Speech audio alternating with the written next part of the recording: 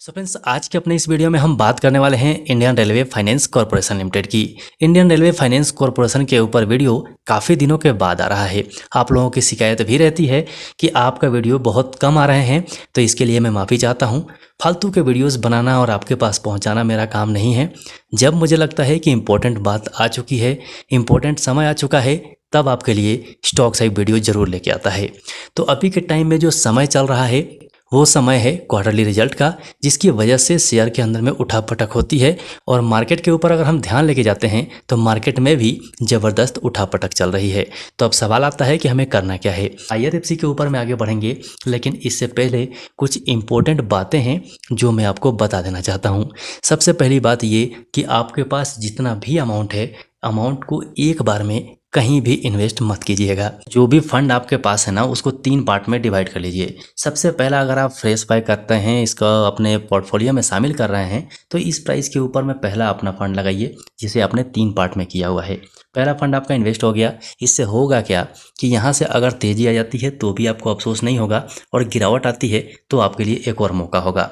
अगर इसमें गिरावट आ जाती है तो हम दूसरे फंड का इस्तेमाल करेंगे, जो हमने दूसरा पार्ट बनाया हुआ है।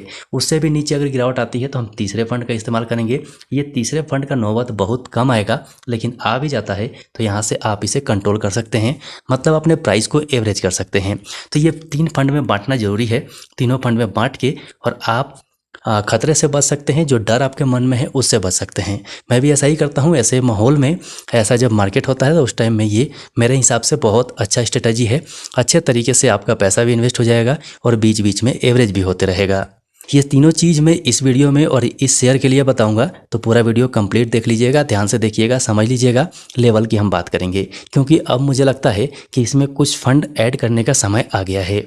सो फ्रेंड्स, यहाँ से अगर आप IRFC को देखेंगे तो लगभग 225 रुपये से अभी के टाइम में 158 रुपये पर ट्रेड कर रहा है। मतलब यहाँ से अगर हम वनडे चार्ट पर देखते हैं तो पॉजिटिविटी तो दिखाई दे रही है, लेकिन अगर हम लॉन्ग टर्म हिसाब से देखें तो इसमें और भी प्रॉफिट बुकिंग अभी मुझे दिखाई दे रही है। मतलब स्टॉक में गिरावट आ सकती है। तो पहला लेवल तो हमारा यही है, 158 रुपये के आसपास हम चाहते हैं तो अपना पार्ट 1 का जो पैसा है वो लगा सकते हैं। और इससे और भी ज़्यादा गिरावट आती है तो मेरे हिसाब से 50 रुपये का लेवल सफिशिएंट होगा। 50 रुपये के आसपास आता है तो दूसरा फंड लगा सकते हैं। मेरे हिसाब से जो तीसरा लेवल है वो है 142 का। मतलब यहाँ तक आने के चांसेस कम हैं, लेकिन यहाँ पर हमें तीसरा मौका मिल सकता है। तो 3 पार्ट में रखिएगा। एक ही बार इसी लेवल पर सारा फंड लगाने की गलती मत कीजिएगा, लेकिन आप अपना एनालिसिस करिएगा उसके बाद ही। मेरे या किसी और के कहने पर कभी भी पैसा लगाने की गलती मत कीजिएगा। ये वीडियो केवल आपकी एजुकेशन के लिए है। अब यहाँ पर बात हम करें मूविंग एवरेज की, तो 44 डेज मूविंग एवरेज और 20 डेज मूविंग एवरेज, ये 2 मूविंग एवरेज में यूज करता हूँ, आपको भी पता है। तो यहाँ पर आप अपना फंड का पहला हिस्सा इसमें लगा सकते हैं, जो हमने 3 हिस्सों में बांटा हुआ है उसमें से। उसके बाद दूसरा हिस्सा फिर से बता देता हूँ, लगभग 50-51 रुपये के आसपास आए तब लगा सकते हैं। और तीसरा हिस्सा 142 रुपये के आसपास लगा सकते हैं, ऐसा मुझे लग रहा है। यहीं से अब इसकी RSI की बात करें तो RSI 58 का चल रहा है, मतलब 50 के ऊपर है, तो पॉजिटिविटी अभी भी बनी हुई है। अब बात कर लेते हैं वीकली चार्ट पे, मतलब मिड टर्म के हिसाब से क्या दिखाई देता है।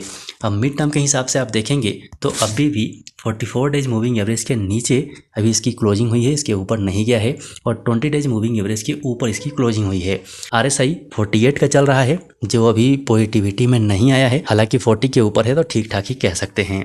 अब यहीं से अगर हम मंथली चार्ट देखते हैं तो मंथली चार्ट के ऊपर में अभी भी अच्छी खासी पॉजिटिविटी की इंडिकेशन नहीं है। प्रॉफिट बुकिंग यहाँ से और भी संभव दिखाई दे रही है। तो सावधानी के साथ थोड़ा थोड़ा पैसा इन्वेस्ट कीजिए, SIP के थ्रू कीजिए। जो भी फंड है उसको 3 हिस्सों में बांटिए, और जैसा कि बताया है कि पहला हिस्सा, दूसरा हिस्सा और तीसरा हिस्सा 3 पार्ट में इन्वेस्ट कीजिए। मेरे हिसाब से अच्छा रहेगा। कंपनी का फंडामेंटल ठीक है, रेलवे सेक्टर की कंपनी है तो आगे भी इसको फ़ायदा मिल सकता है। तो मेरे हिसाब से अच्छा स्टॉक है, इसे आप अपने नज़र में रख सकते हैं। लेकिन फ्रेंड्स, याद रखिएगा कि ये आपकी अपनी जिम्मेवारी होगी। हमारा वीडियो केवल आपके एजुकेशन के लिए है। सो जो लोग नए आए हैं फटाफट से चैनल को सब्सक्राइब कर लीजिए और बेल आइकन को ऑन कर लीजिए। बेल आइकन को ऑन करना जरूरी है, क्योंकि बेल आइकन ही आपके पास नोटिफिकेशन पहुंचाएगा और सबसे पहले आप वीडियो को देख पाएंगे। टेलीग्राम चैनल का लिंक डिस्क्रिप्शन बॉक्स में है, पक्का से ज्वाइन कर लीजिएगा। सो अभी के लिए वीडियो में इतना ही, फिर मिलते हैं दूसरे वीडियो में।